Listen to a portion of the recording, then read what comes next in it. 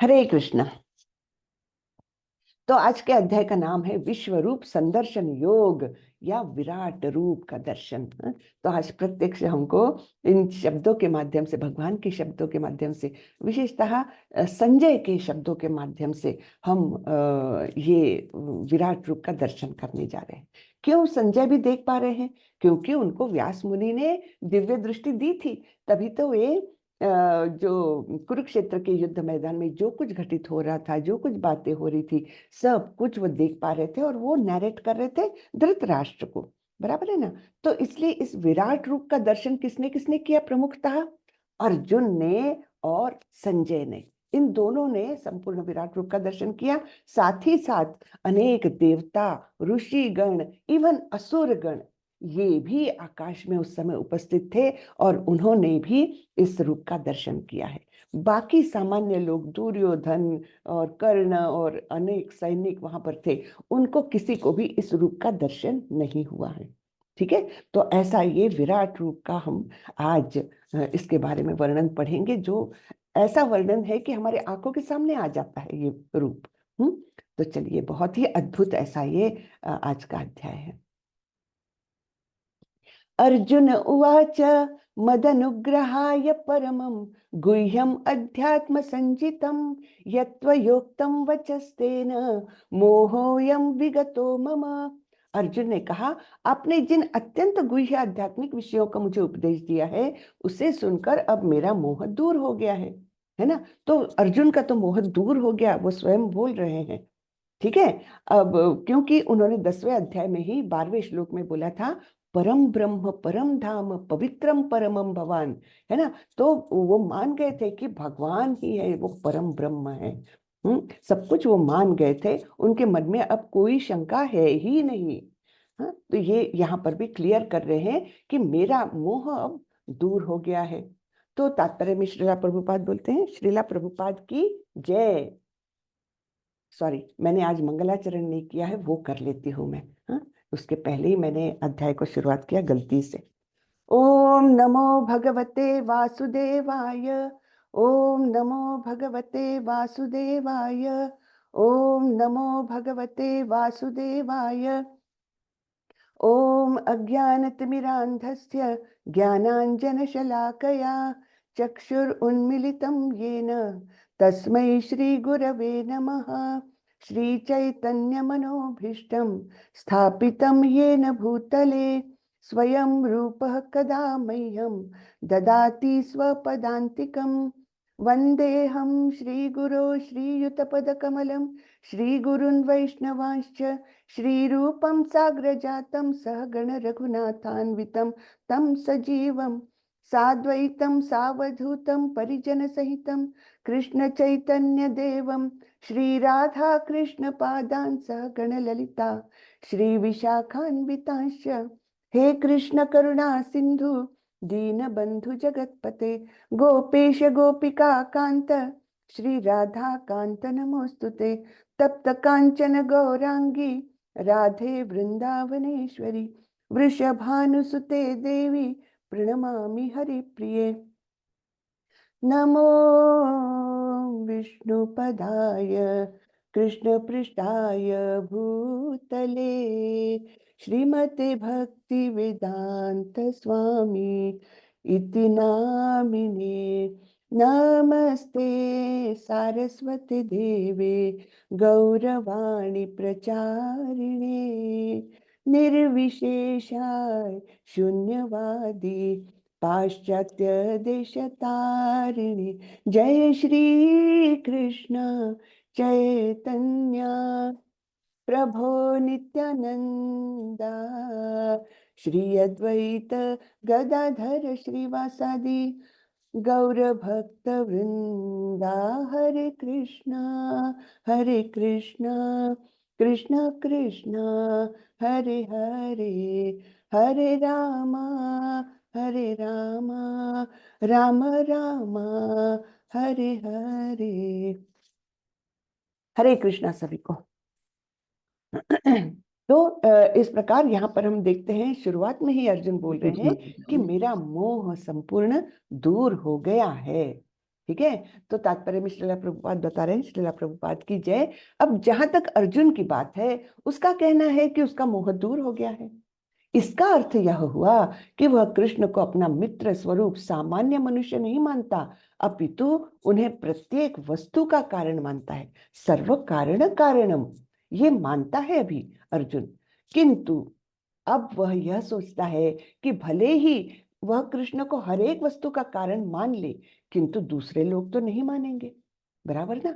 कि वो लोग क्या बोलेंगे, अच्छा ये बोल रहे हैं, अर्जुन बोल रहे हैं कि भगवान कृष्ण ही भगवान है, सर्व कारण कारणम है, लेकिन ये तो केवल अपने मित्र की बढ़ाई कर रहे होंगे, हम नहीं मानते कि ये परमेश्वर है ना। तो देखिए सामान्य जनों की भी, जो भक्त होते हैं उनको सभी की चिंता होती है। ये नहीं कि मैं तो चला, मैं तो भक्ति करके भगवत धाम चले जाऊंगा, मुझे क्या करना, ये लोग let them rot in this material world, ऐसा विचार कभी नहीं रहता। ऐसा विचार रहता तो प्रभुपाद जी क्यों इतने कष्ट उठा करके विदेश जाते, इतने कष्टों में अपना जीवन बिताया उन्होंने, और इतने लोगों को ये भगवत धाम जाने का रास्ता दिखाया, है ना। तो ये भक्तों की खासियत होती है कि पर दुख दुखी, ये जो ये है वैष्णव का ये एक महत्वपूर्ण गुण होता है, ठीक है ना। तो यहाँ पर भी अर्जुन का वही गुण हम देख पा रहे हैं कि यद्यपि वे स्वयं तो आश्वस्त हो गए हैं कि भगवान कृष्ण ही भगवान है, लेकिन सभी को ये बात पता चले और सभी लोग उनको भगवान के स्वरूप में देख करके उनकी भक्ति में लग जाए, ये विचार था उनका। इसलिए दूसरे लोग नहीं मानेंगे, ये समझ करके उन्होंने क्या कहा, अतः इस अध्याय में यह सबों के लिए कृष्ण की अलौकिकता स्थापित करने के लिए कृष्ण से प्रार्थना करता है कि वे अपना विराट रूप दिखलाएं। तो स्वार्थ के लिए नहीं कि चलो मैं ये भी रूप देख लूं जरा, हाँ लगे हाथों, लेकिन उनको स्वार्थ नहीं है इसके पीछे। वो क्या चाह रहे हैं कि सभी लोगों के लिए ये एक उनके अलौकिकता, यानी वो सामान्य मनुष्य नहीं है, ये बात सभी लोगों के लिए स्थापित हो जाए। हम्म। तो अब अर्जुन प्रार्थना कर रहे हैं, हे कमल नेत्र वाले, मैंने हर जीवित इकाई की उपस्थिति और गायब होने के बारे में विस्तार से आपसे सुना है, जैसा कि आपकी अटूट महिमाओं के माध्यम से महसूस किया जाता है। यानी हर जीवित इकाई, हर जीव जो है वो आता है और प्रलय के समय फिर से वो महाविष्णु के अंदर समा जाता है, आता है जाता है, व्यक्त अव्यक्त, ये स्वरूप उसका होते रहता है। ये मैंने विस्तार से आपसे सुना है। हाँ, हे पुरुषोत्तम, हे परमेश्वर, यद्यपि आपको मैं अपने समक्ष आपके द्वारा वर्णित आपके वास्तविक रूप में देख रहा हूं, किंतु मैं यह देखने का इच्छुक हूं कि आप इस दृश्य जगत में किस प्रकार प्रविष्ट हुए हैं। मैं आपके उसी रूप का दर्शन करना चाहता हूं। तो आपके द्वारा जो वर्णित था आपका वास्तविक रूप, भगवान ने वर्णन किया था, थोड़ा सा गोलोक का भी थोड़ा सा वर्णन किया था और बताया था कि वहां पर ये प्रलय और महाप्रलय, इनका कोई भी परिणाम नहीं होता है ना। तो ये सब वर्णन अर्जुन ने सुना है, लेकिन अर्जुन चाह रहा है कि ठीक है आध्यात्मिक जगत तो भगवान भगवान इस रूप में है, लेकिन भौतिक जगत में आए कैसे, प्रविष्ट कैसे हुए, किस रूप में आए वे, है ना।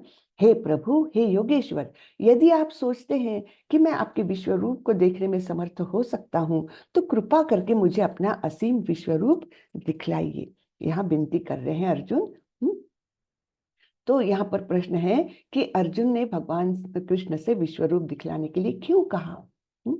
क्या उनको कृष्ण पर संदेह था, यानी क्या उनके मन में अभी भी शंका थी कि नहीं ये सब बातें तो बता रहे हैं, मेरा विभूति ऐसा है, मैं एकांशेन स्थितो जगत, एक ही अंश मात्र से मैंने संपूर्ण ब्रह्मांड को धारण किया है, व्याप्त किया है, ये बता रहे हैं, हाँ, लेकिन सच्ची में है कि नहीं ऐसा। क्या कृष्ण पर संदेह था उनको? हाँ, बिल्कुल नहीं।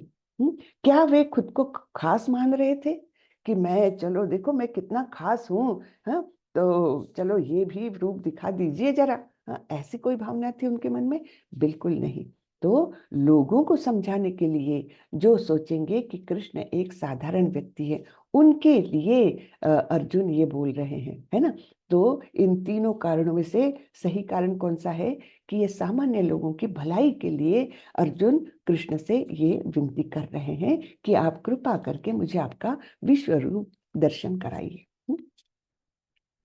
तो जैसे आजकल के ठग का युग है ये, है ना, जिसमें बहुत पाखंडी लोग कुछ ऐसा रूप दे देते हैं, कुछ ऐसी सिद्धियां भी प्राप्त कर लेते हैं जिससे सामान्य मनुष्य को वे लोग भ्रमित करते हैं और फिर उनको चीट करते हैं, है ना। तो जैसे ऐसे साधु बाबा आए और क्या बोल रहे हैं, मैं परमेश्वर हूँ। हाँ, तो ऐसे समय में परमेश्वर को टेस्ट सच्ची में है कि नहीं, तो क्या करना चाहिए हमने। तो ठीक है, आप परमेश्वर है तो मुझे आपका सार्वभौमिक रूप दिखाए, तो मैं मान लूंगा कि आप परमेश्वर है। तब ये साधु बाबा क्या करेंगे, नहीं नहीं मैं परमेश्वर नहीं हूँ, भाग जाएंगे वहां से, है ना। तो सामान्य लोगों को, हम जैसे भोंदू लोगों को ऐसे चीटिंग से बचाने के लिए भी ये एक बहुत सुंदर उपाय दिया हुआ है ना। तो भगवान ने कहा, अर्जुन हे पार्थ, अब तुम मेरे ऐश्वर्य को सैकड़ों हजारों प्रकार के क्या है दैवी तथा विविध रंगों वाले रूपों को देखो। हे भारत, लो तुम आदित्यों, वसुओं, रुद्रों, अश्विनी कुमारों तथा अन्य देवताओं के विभिन्न रूपों को यहाँ देखो।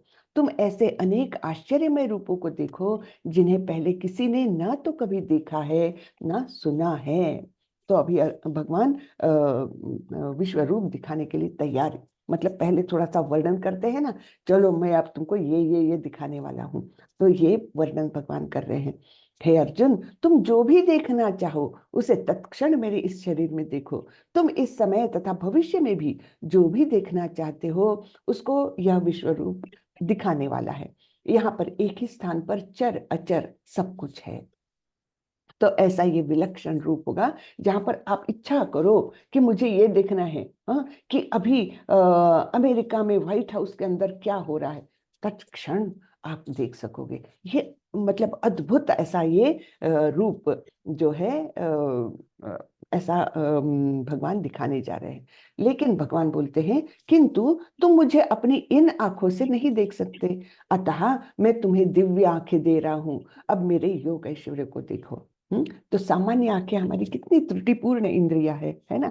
ये एक सीमित दायरे में ही काम कर सकती है, बराबर है ना, कि हम बहुत दूर का नहीं देख सकते, बहुत छोटा नहीं देख सकते। एक सीमित दायरा है हमारे हर इंद्रियों का। तो इसलिए ये असीम ऐसा जो रूप है भगवान का, दिव्य रूप जो है, तो वो देखने लायक हमारे आंखें कोई काम की नहीं, इसलिए अर्जुन को दिव्य दृष्टि दे रहे हैं। संजय उवाच एवमुक्त्वा ततो राजन् महायोगेश्वरो हरिः दर्शयामास पार्थाय परमं रूपमैश्वरम्। संजय ने कहा, हे राजा, इस प्रकार कहकर महायोगेश्वर भगवान ने अर्जुन को अपना विश्व रूप दिखलाया। तो ये संजय नरेट कर रहे हैं अंध धृतराष्ट्र को कि क्या हो रहा है। और इस प्रकार विश्व रूप दिखलाया। अर्जुन ने इस विश्व रूप में असंख्य मुख, असंख्य नेत्र तथा असंख्य आश्चर्यमय दृश्य देखे। यह रूप अनेक दैवी आभूषणों से अलंकृत था और अनेक दैवी हथियार उठाए हुए था। यह दैवी मालाएं तथा वस्त्र धारण किए थे और उस पर अनेक दिव्य सुगंधियां लगी थी। सब कुछ आश्चर्यमय, तेजमय, असीम तथा सर्वत्र व्याप्त था। हम्म तो अब यहाँ पर क्या क्या दिख रहा है अर्जुन को और संजय को, इसका वर्णन संजय कर रहे हैं, है ना। तो अर्जुन को ये सब दिखा कि असंख्य मुख है, असंख्य नेत्र है और अनेक आश्चर्यमय ऐसे उनको रूप दिखे, वहां पर दृश्य ऐसा आश्चर्यमय दिखा। और तो और ये केवल देखने वाली बात नहीं, सुगंधियां भी लगी थी। यानी मल्टी डायमेंशनल ऐसा ये रूप भगवान दिखा रहे हैं जिसमें उनको सुगंधि भी आ रही थी, जो पुष्प उन्होंने पहने थे और अनेक दिव्य सुगंध जो थे वो, और ये सब कुछ अत्यंत आश्चर्यमय, तेजमय, असीम और सर्वत्र व्याप्त था। जब ये रूप प्रकट हुआ तो बाकी कुछ दिखने के लिए स्पेस ही नहीं बची, इतना वो पृथ्वी से लेकर आकाश तक सर्वत्र व्याप्त, उसका ना तो आदि दिखा ना अंत दिखा। इस प्रकार से ये भव्य रूप, असीम भव्य रूप ऐसा भगवान ने प्रकट किया। तो अब संजय बता रहे हैं, यदि आकाश में हजारों सूर्य एक साथ उदय हो तो उनका प्रकाश शायद परम पुरुष के इस विश्व रूप की तेज की समता कर सके। यानी हम जब किसी से उपमा देते हैं कोई चीज को, जो नोन चीज है उसके साथ उसको बताने का, जोड़ करके बताने का प्रयास करते हैं ना। तो यहाँ पर हमको पता है सूर्य का प्रकाश कितना तेजस्वी होता है। तो हमारे संजय वर्णन कर रहे हैं, हजारों सूर्य एक साथ उदय हो तो शायद वो तेज की तुलना इसके इनके तेज से कर सकते हैं। इतना वो तेजस्वी रूप था, है ना, दैदीप्यमान ऐसा ये रूप था। उस समय अर्जुन भगवान के विश्व रूप में एक ही स्थान पर स्थित हजारों भागों में विभक्त ब्रह्मांड के अनंत अंशों को देख सका। तो ब्रह्मांड तो इतना विराट ब्रह्मांड है, उसके अलग अलग अंशों को एक ही स्थान पर अर्जुन देख पा रहा था। तब मोहग्रस्त एवं आश्चर्यचकित रोमांचित हुए अर्जुन ने प्रणाम करने के लिए मस्तक झुकाया और वह हाथ जोड़कर भगवान से प्रार्थना करने लगा, है ना। तो ऐसा अद्भुत रूप अर्जुन के सामने प्रकट हो गया है। तो वे क्या हुए, पहले तो उनकी मति भ्रमित हो गई, मोहग्रस्त हो गए और अत्यंत आश्चर्यचकित हुए, रोमांचित हुए, है ना। और फिर नम्रता पूर्वक उन्होंने हाथ जोड़कर सिर झुकाकर भगवान से प्रार्थना करने लगे।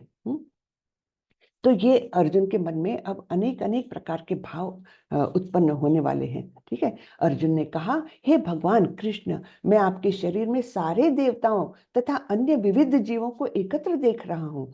मैं कमल पर आसीन ब्रह्मा, शिव जी तथा समस्त ऋषियों एवं दिव्य सर्पों को भी देख रहा हूँ।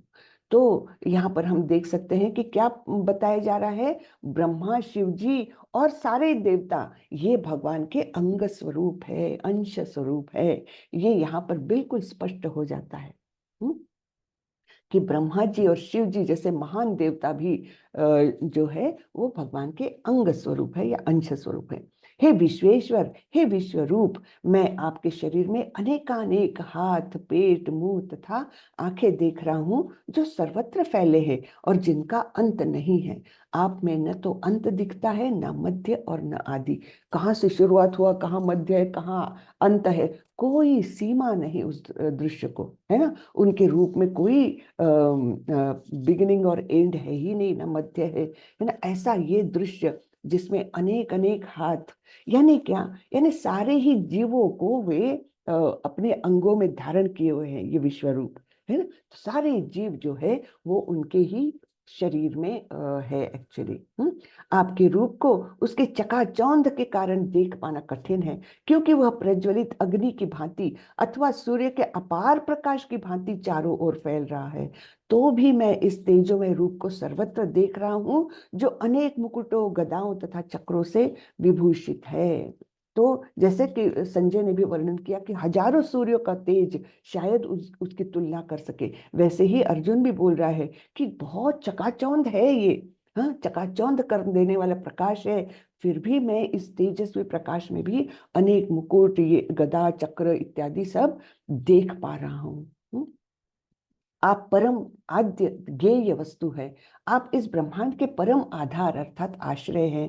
आप अव्यय तथा पुराण पुरुष है। आप सनातन धर्म के पालक भगवान हैं। यही मेरा मत है।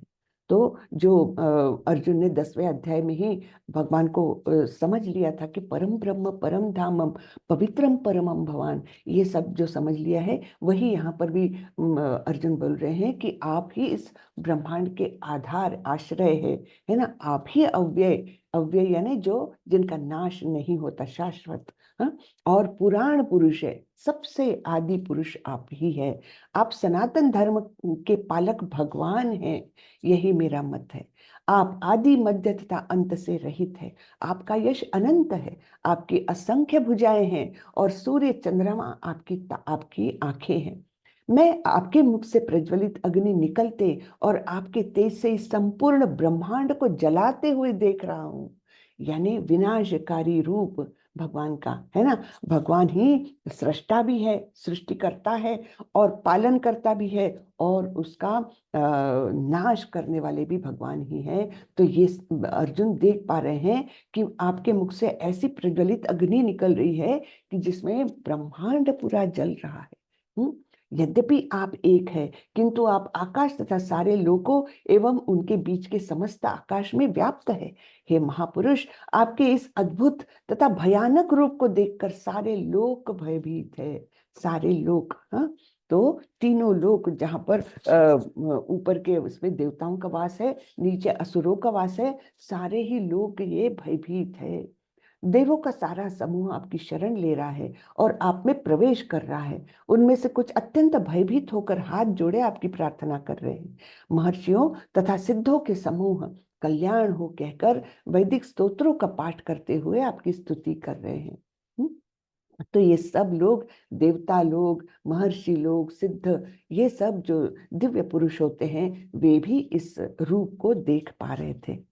और इस प्रकार उनकी एक्टिविटीज होने लग गई कि एकदम ऐसा रूप देख करके वे स्तुति करने लग गए भगवान की, हाथ जोड़कर वो उनके सामने भयभीत होकर के खड़े हैं।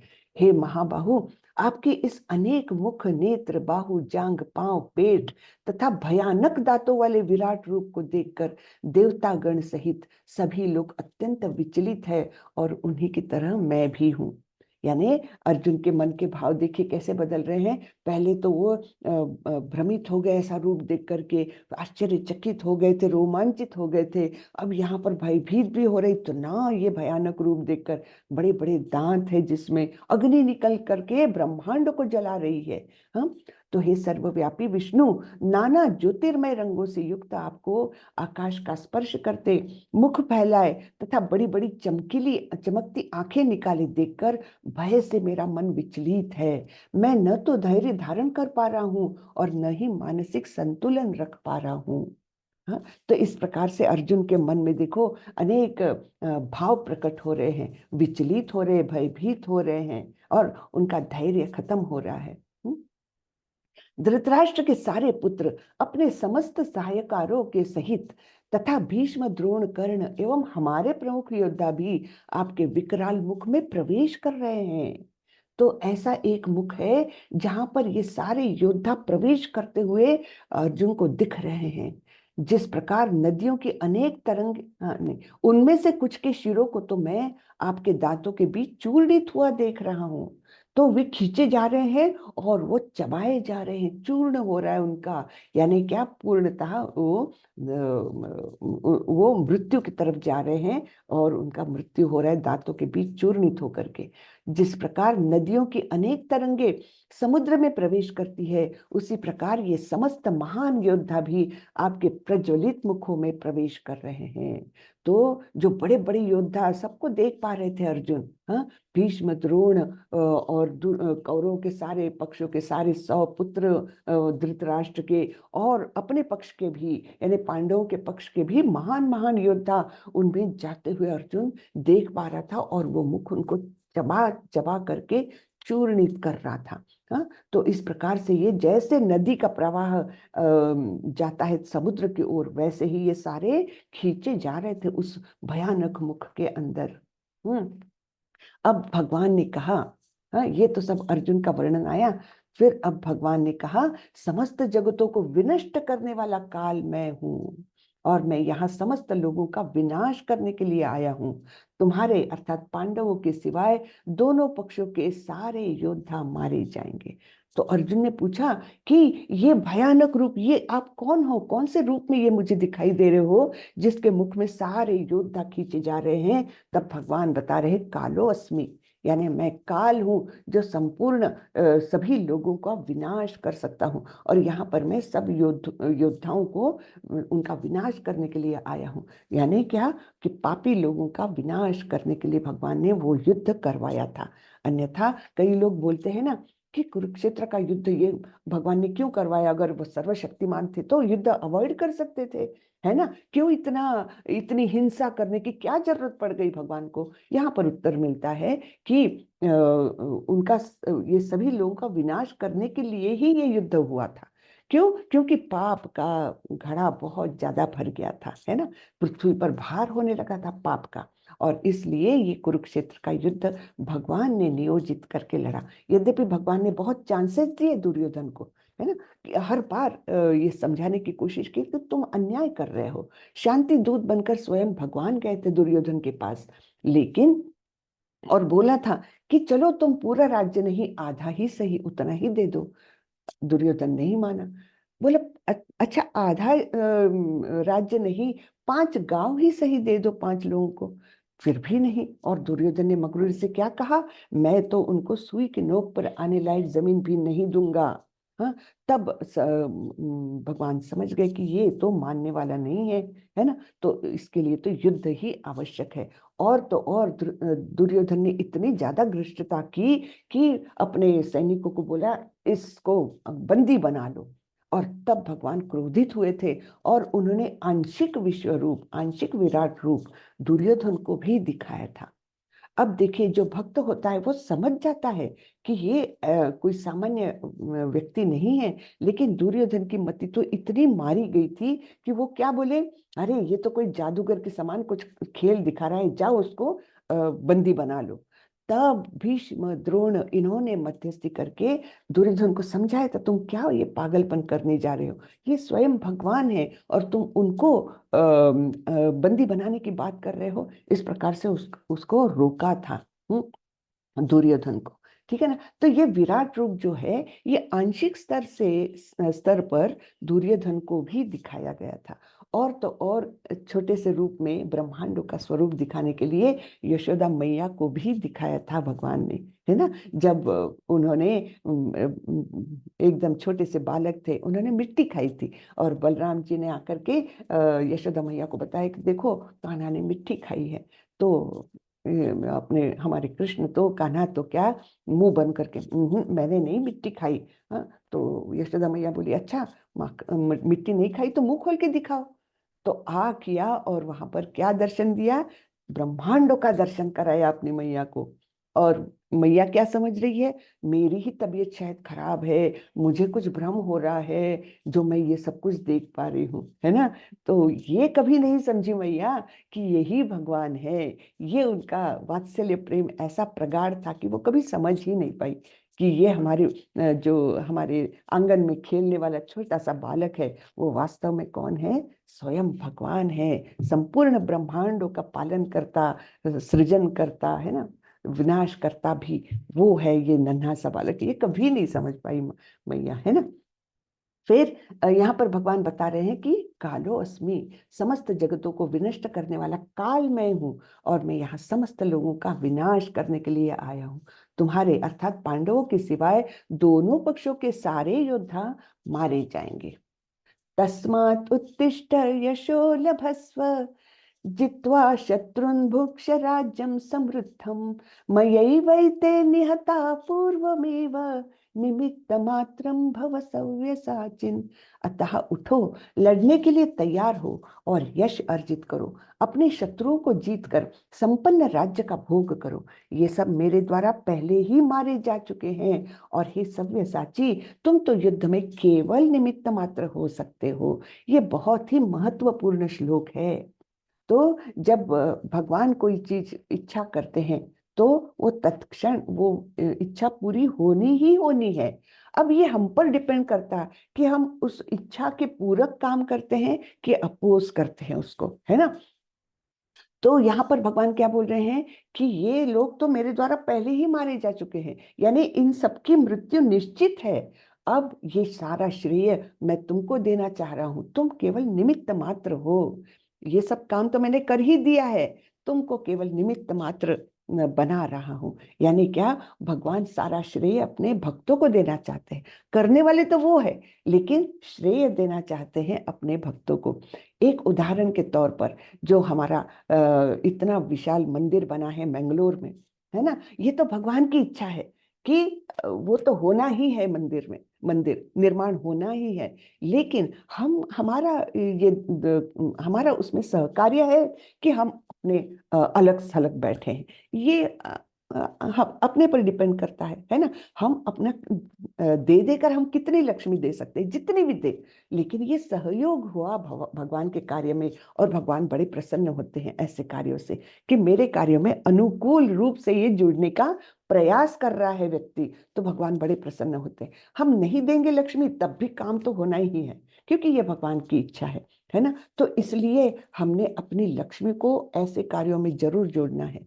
तो ये मंगलोर का हमारा जो सुंदर सा मंदिर बना है, कुछ भी नहीं था, लेकिन जब भगवान की इच्छा हुई तो फटाफट जमीन भी मिल गई, फटाफट निर्माण कार्य भी हो गया। अभी और भी निर्माण कार्य वहां पर चल रहा है, जहां पर भक्तों के रहने की और ऑफलाइन भगवत गीता या भागवतम सीखने की के लिए सुविधाएं बन रही है। उसको नाम दिया है गीता कॉलेज, है ना। गीता भगवत गीता पठन का कॉलेज बन रहा है वहां पर। तो उसके लिए लक्ष्मी की आवश्यकता है। कार्य तो होना ही है, लेकिन अगर हम छोटा छोटा भी उसमें सहयोग दें तो निश्चित रूप से भगवान हम पर जरूर प्रसन्न हो जाएंगे, है ना। तो इसलिए मैं सबको इस माध्यम से ये कहना चाह रही हूँ कि सभी लोग थोड़ा ना थोड़ा सहयोग करें, और वो जो सुंदर सा कार्य हो रहा है मैंगलोर में, जिसमें बहुत भक्त लोग आकर के रह सकेंगे, मंगल आरती अटेंड कर सकेंगे। नहीं तो घर में रह करके क्या हम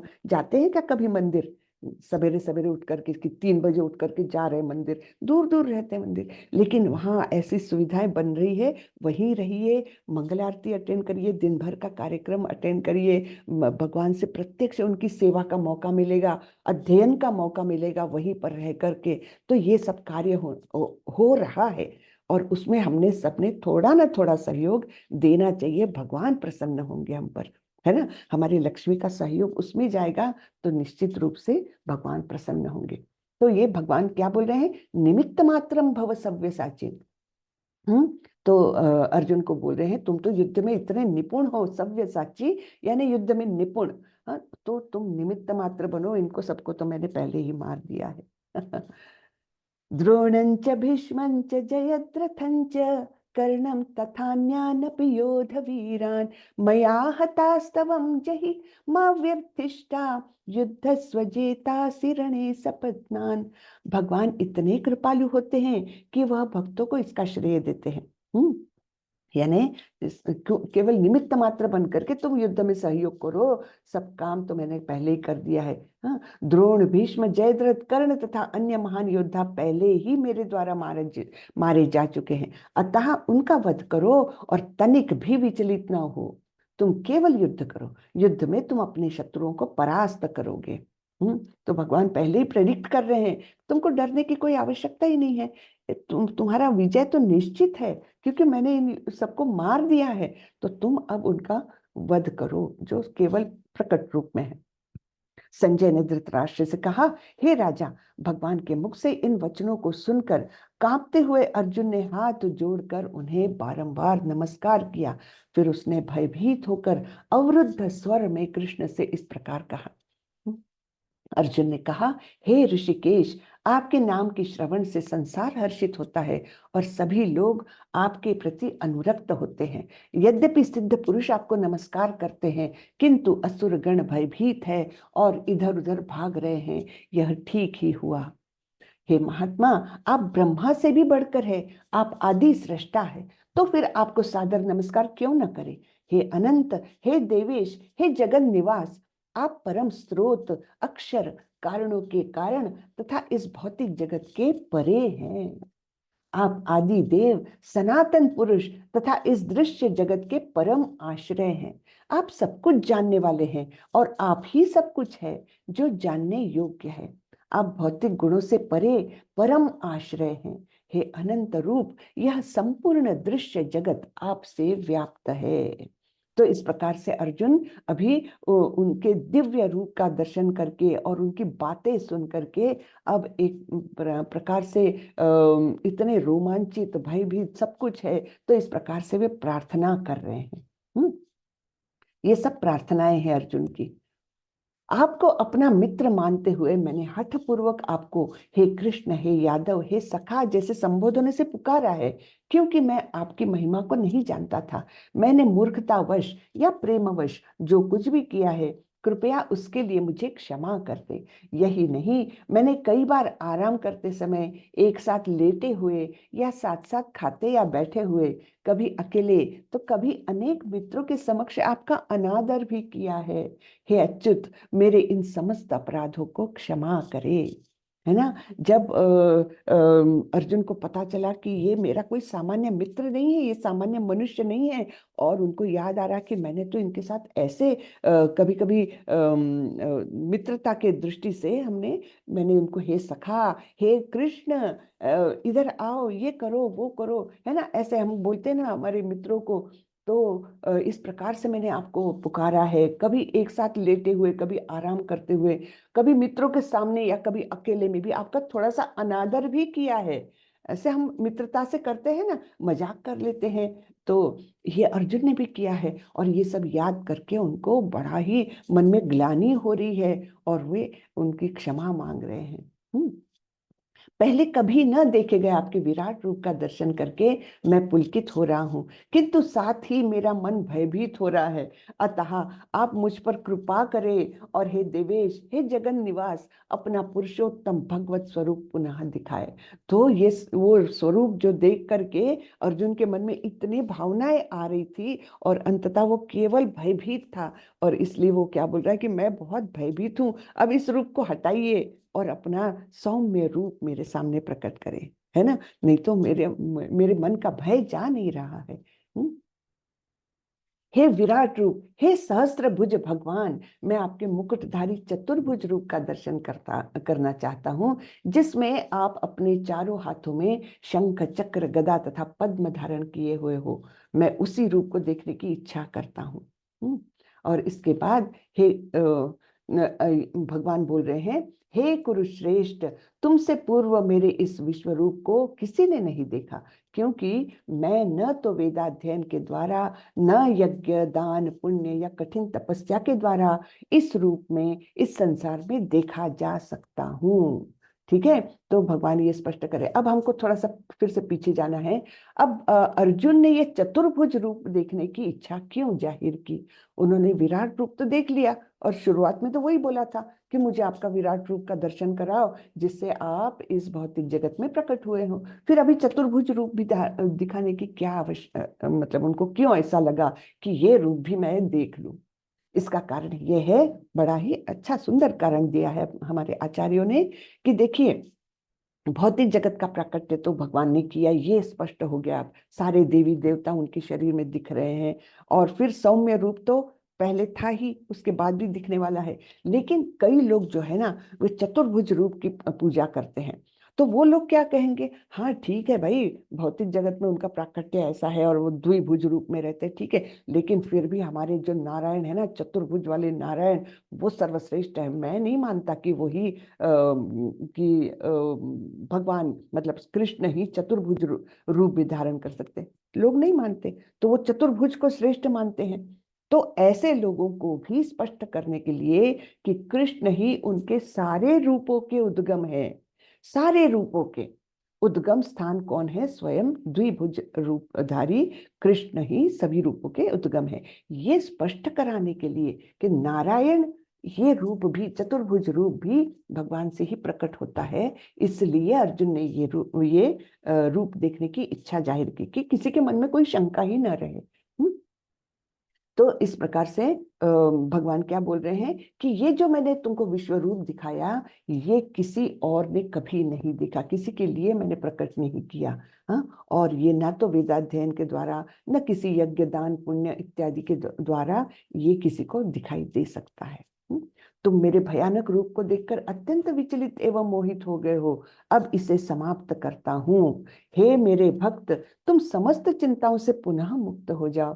तुम शांत चित्त से अब अपना इच्छित रूप देख सकते हो। शांत चित्त हो जाओ। उनको सांत्वना दी भगवान ने, और इस प्रकार का सुंदर सा चतुर्भुज रूप, मुकुटधारी रूप उनके समक्ष प्रकट किया। संजय ने धृतराष्ट्र से कहा, अर्जुन से इस प्रकार कहने के बाद भगवान कृष्ण ने अपना असली चतुर्भुज रूप प्रकट किया, 4 भुजाओं वाला रूप, जिसमें शंख चक्र गदा पद्म धारण किए हुए थे। ऐसा सुंदर सा रूप उनके सामने प्रकट किया और अंत में 2 भुजाओं वाला रूप प्रदर्शित करके भयभीत अर्जुन को धैर्य बंधाया। तो भगवान ने विश्व रूप दिखाया, फिर चतुर्भुज रूप दिखाया और फिर द्विभुज रूप दिखाया। ये यहाँ पर स्पष्ट होता है कि भगवान के सारे ही रूप केवल कृष्ण रूप से ही उद्गमित है ना। तो ये यहाँ पर स्पष्ट होता है। जब अर्जुन ने कृष्ण को उनके आदि रूप में देखा तो कहा, हे जनार्दन, आपके इस अति सुंदर मानवीय रूप को देखकर मैं अब स्थिर चित्त हूँ और मैंने अपनी प्राकृत अवस्था प्राप्त कर ली है। यानी अब अर्जुन स्थिर चित्त हो गए, जरा शांत हो गए। जो भयभीत थे, विचलित थे, रोमांचित थे, सब कुछ ये अभी उसका द्विभुज रूप देख करके शांत हो गए। श्री भगवान ने कहा, हे अर्जुन, तुम मेरे जिस रूप को इस समय देख रहे हो उसे देख पाना अत्यंत दुष्कर है। यानी कौन से रूप को देख रहे हैं? द्विभुज रूप को, श्याम सुंदर द्विभुज रूप को, जिसमें मोर मुकुट पहनते हैं, हाथ में बांसुरी है। तो ऐसा ये जो रूप है, इसको देख पाना अत्यंत दुष्कर है। यहाँ तक कि देवता भी इस अत्यंत प्रिय रूप को देखने की ताक में रहते हैं। ऐसा ये सुंदर रूप है कि देवता लोग भी हमेशा चांस के मतलब संधि देखते हैं कि कहाँ पर ये द्विभुज रूप मुझे हमें देखने को मिले। हाँ, भक्त्या त्वनन्यया शक्यम अहम एवं विधोर्जुन ज्ञातुम द्रष्टुम च तत्वेन प्रवेष्टुम च परंतप। हे अर्जुन, केवल अनन्य भक्ति द्वारा मुझे उस रूप में समझा जा सकता है जिस रूप में मैं तुम्हारे समक्ष खड़ा हूं, और इसी प्रकार मेरा साक्षात दर्शन भी किया जा सकता है। केवल इसी विधि से तुम मेरे ज्ञान के रहस्य को पा सकते हो। देखिए कितना महत्वपूर्ण श्लोक है। क्या बोल रहे हैं? केवल अनन्य भक्ति द्वारा भगवान के इस सुंदर श्याम सुंदर द्विभुज रूप को देखा समझा जा सकता है। ये भगवान स्वयं बोल रहे हैं, केवल अनन्य भक्ति द्वारा। हाँ, और इसी प्रकार मेरा साक्षात दर्शन भी किया जा सकता है, यानी भगवत प्राप्ति हो सकती है केवल अनन्य भक्ति द्वारा। केवल इसी विधि से, यानी केवल अनन्य भक्ति द्वारा ही मेरे ज्ञान के रहस्य को भी पा सकते हो। यानी जो ददामी बुद्धि योगम तम, है ना। और फिर बोला था कि ज्ञान दीपेन भास्वता, तुम्हारे अंदर के अज्ञान को मैं ज्ञान रूपी दीपक जलाकर मैं नष्ट करता हूँ, है ना। भक्तों के बारे में बताया था कि जो भक्त सततम कीर्तयन्तो मां, जो करते हैं और मेरा ही ध्यान करते हैं, मेरा ही स्मरण करते रहते हैं, तो उनके मन में मैं प्रविष्ट होकर के ऐसा ज्ञान का दीपक प्रज्वलित करता हूँ जिससे अज्ञान रूपी अंधकार भाग जाता है। ये बताया था ना। तो वही यहाँ पर भी है कि केवल भक्ति के द्वारा ही ज्ञान के रहस्य को पाया जा सकता है। ठीक है। अब ये अंतिम श्लोक आता है, बहुत ही महत्वपूर्ण श्लोक है। प्रभुपाद जी लिखते हैं, ये एक श्लोक की भगवत गीता है। यानी इस श्लोक में एक्चुअली भगवत गीता का संपूर्ण सार आ जाता है। मत कर्म कृन मत परमो मद भक्तः संग वर्जितः निर्वैरः सर्वभूतेषु यस्य मामेति पांडव।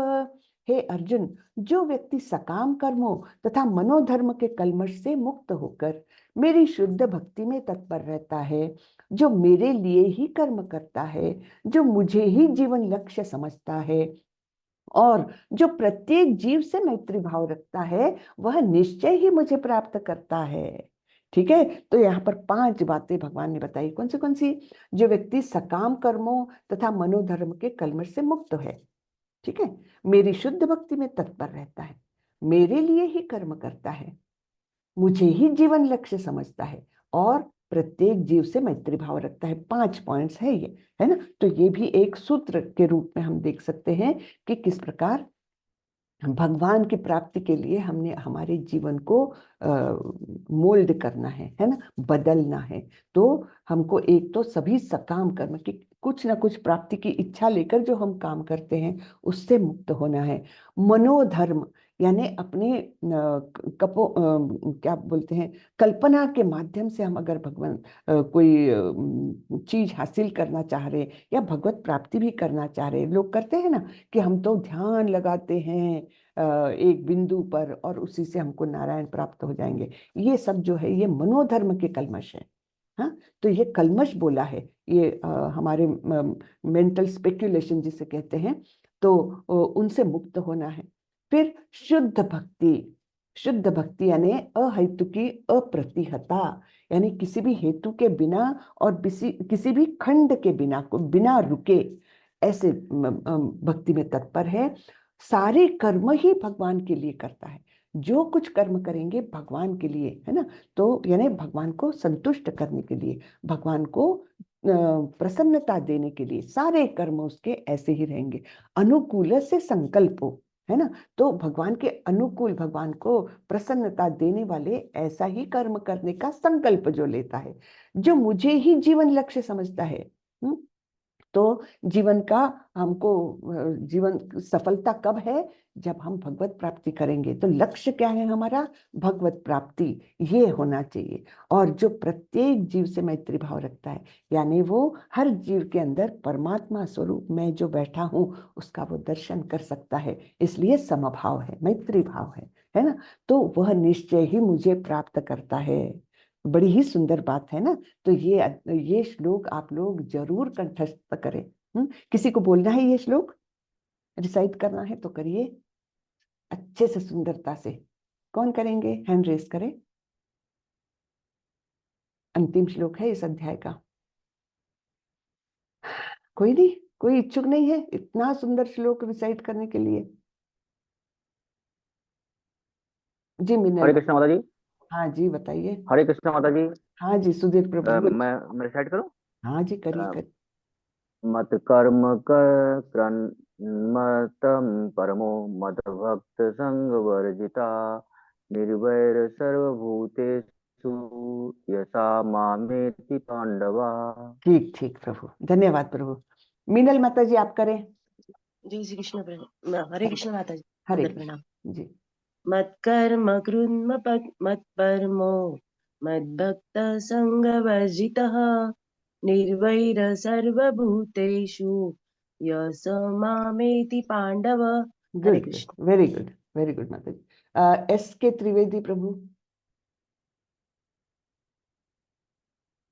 मत्कर्म कृन्मत्परमो मद्भक्तः संगवर्जितः निर्वैरः सर्वभूतेषु यः सः मामेति Pandava. Very good, very good प्रभु, बहुत अच्छे है ना। तो बड़ा ही सुंदर श्लोक है, सब लोग इसको कंठस्थ करें। 5 बातें बताई है भगवान ने कि किस प्रकार निश्चय ही भगवत प्राप्ति हो सकती है। तो चलिए हम आगे बढ़ते हैं, ये अध्याय यहीं पर खत्म होता है। तो हम थोड़ा सा ये देखते हैं, कुछ बातें यहाँ पर बताई है भगवान कृष्ण के प्रति अविभाजित भक्ति सेवा कैसे शुरू करें, है ना। अब यहाँ तो बताया कि मेरे भक्त बनो, लेकिन कैसे, शुरुआत कैसे करें। तो सबसे पहला पॉइंट है कि सवेरे 5 बजे से लेकर 6 बजे तक कम से कम ये हरे कृष्ण महामंत्र का जप हमको करना चाहिए। आप में से कितने लोग जप करते हैं, हैंड रेस करें। कितने लोग करते हैं, मैं देखना चाहूंगी। हरे कृष्णा माता जी। हरे कृष्णा, वेरी गुड। अभी तक हरे कृष्ण माता जी। हरे कृष्णा। जी मैं सब लोग करता हूँ माता। कोई आप, वॉइस नहीं आई थी, एक बार प्लीज रिपीट करेंगे क्या बोल रहे थे एक बार। मैंने बोला कि अब प्रश्न ये उठता है कि हम बार बार सुन रहे हैं कि भगवान के भक्त बनना है, लेकिन कैसे बनना है, शुरुआत कैसे करें। हाँ, तो इसलिए यहाँ पर बताया है कि सवेरे का समय जो ब्रह्म मुहूर्त का समय है, बड़ा ही शुद्ध समय, सात्विक समय रहता है, उस समय हमने हरे कृष्ण महामंत्र का जप करना चाहिए। तो अभी कितने लोग करते हैं, ये मेरा प्रश्न था। तो जितने लोग करते हैं ना, हैंड रेस करें कृपा करके।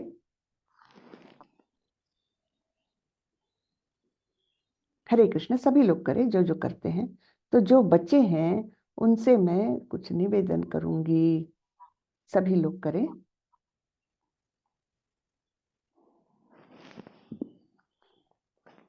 चलिए ठीक है, तो काफी कम लोगों के ही हैंड रेज हुए हैं।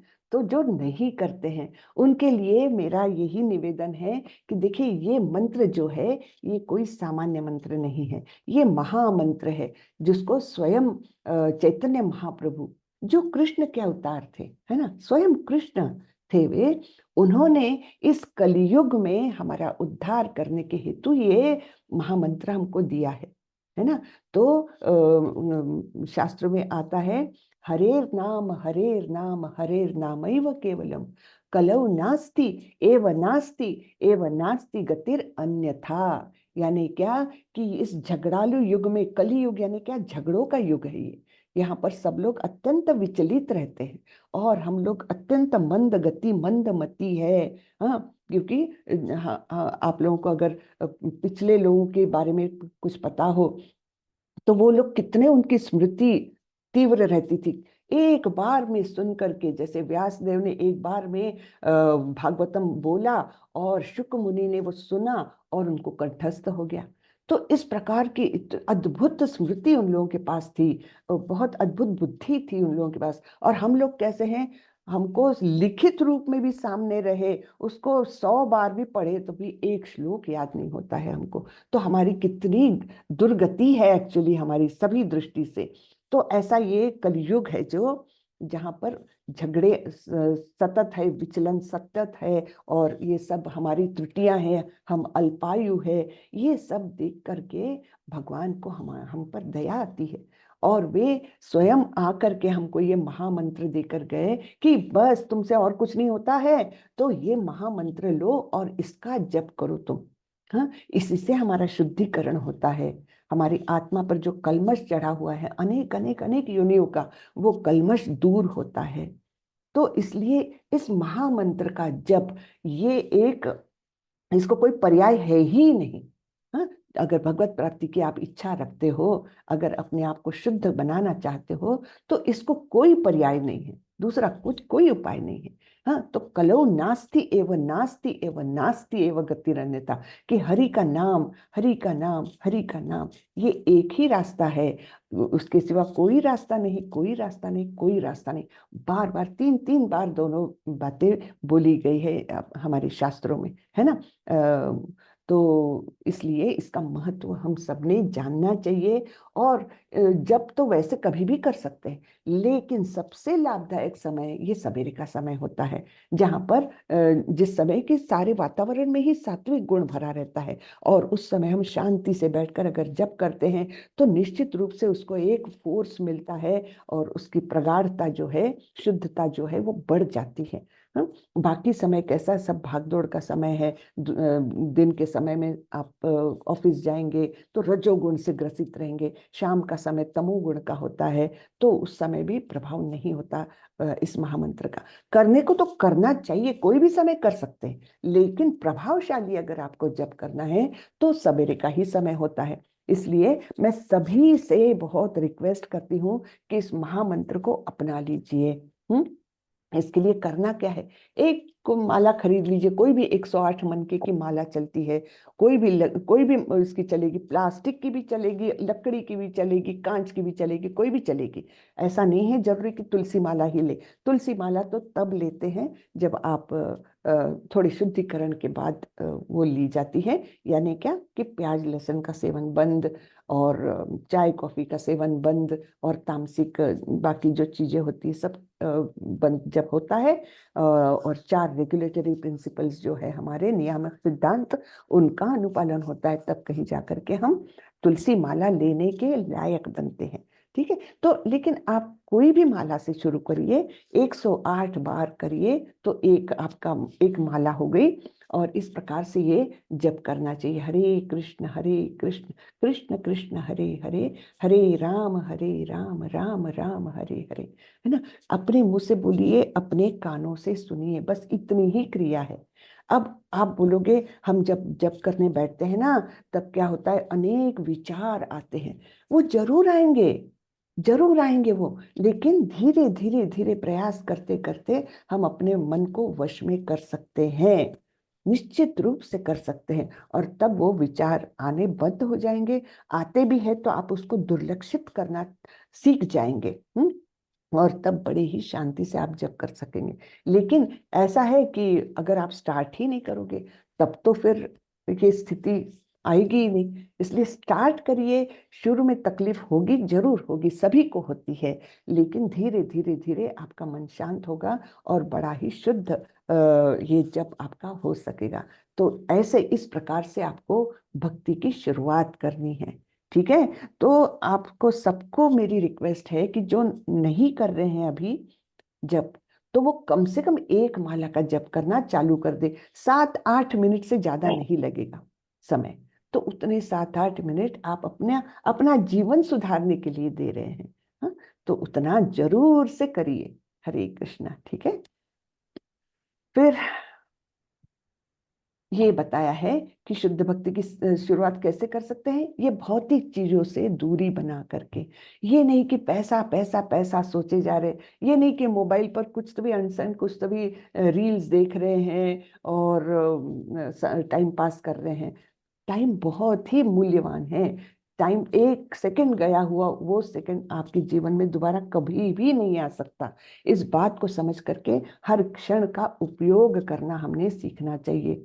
और ये सब भौतिक चीजें कि मेरे पास ये गाड़ी है वो गाड़ी है, ये सारी बातें हमको बांध के रखती है। ठीक है। तो इन चीजों से आसक्ति छोड़ना है और आसक्ति बढ़ाना है हरि नाम के प्रति। तो कृष्ण को अपना हृदय दे। ये हमारी शुरुआत होगी। ठीक है। तो इस अध्याय का सारांश हम देखते हैं।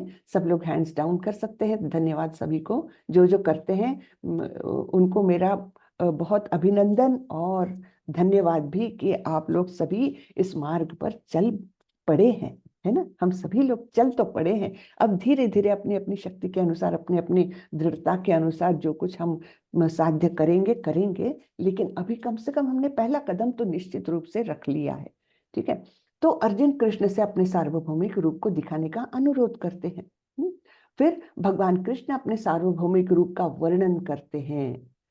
और फिर सार्वभौमिक रूप का संजय द्वारा वर्णन होता है। सार्वभौमिक रूप देखकर अर्जुन का अनुभव, क्या क्या अनुभव होता है उनको। पहले आश्चर्य होता है, रोमांचित होते हैं, फिर भयभीत भी हो जाते हैं इस प्रकार का। और फिर जब वो रूप देखते हैं अर्जुन भगवान का, जिसमें कि सारे योद्धा खींचे जा रहे हैं और उनके दांतों तले चूर्णित हो रहे हैं, तब भयभीत होकर के अर्जुन बोल रहे हैं आप कौन हो। तब भगवान बोलते हैं कालोस्मि, मैं ही काल हूँ और मैं सब लोगों का विनाश करने के लिए यहाँ आया हूँ। हाँ।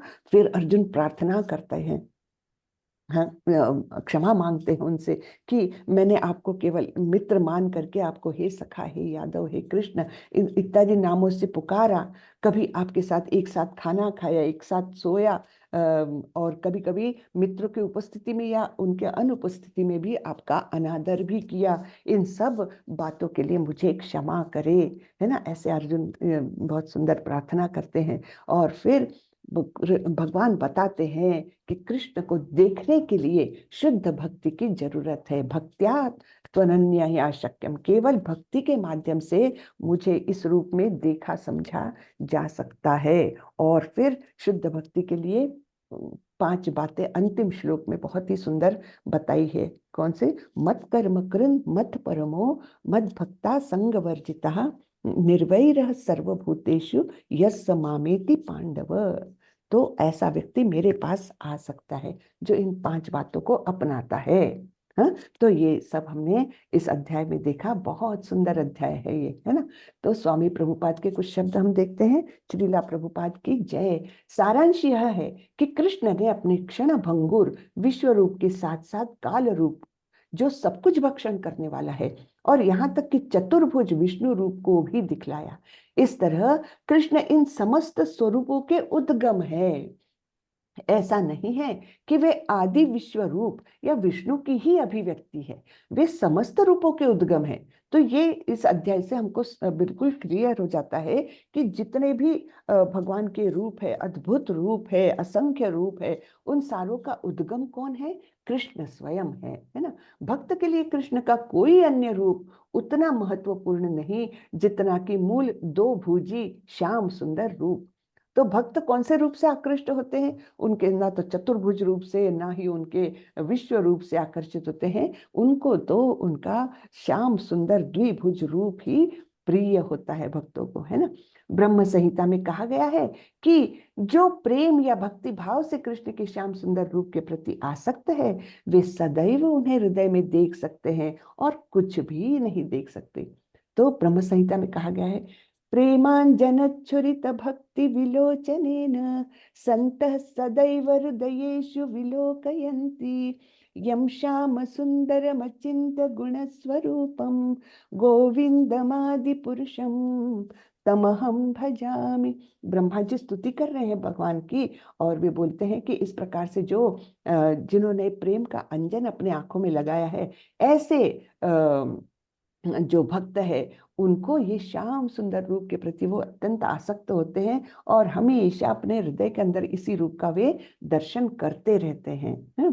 अतः मनुष्य को समझ लेना चाहिए कि इस 11वें अध्याय का तात्पर्य यही है कि कृष्ण का रूप ही सर्वोपरि है एवं परम सार है।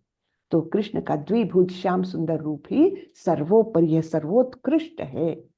तो इस अध्याय का ये सार है, और ये भी बताता है कि वो रूप ही, कृष्ण का रूप ही सभी उनके रूपों का उद्गम स्थल है।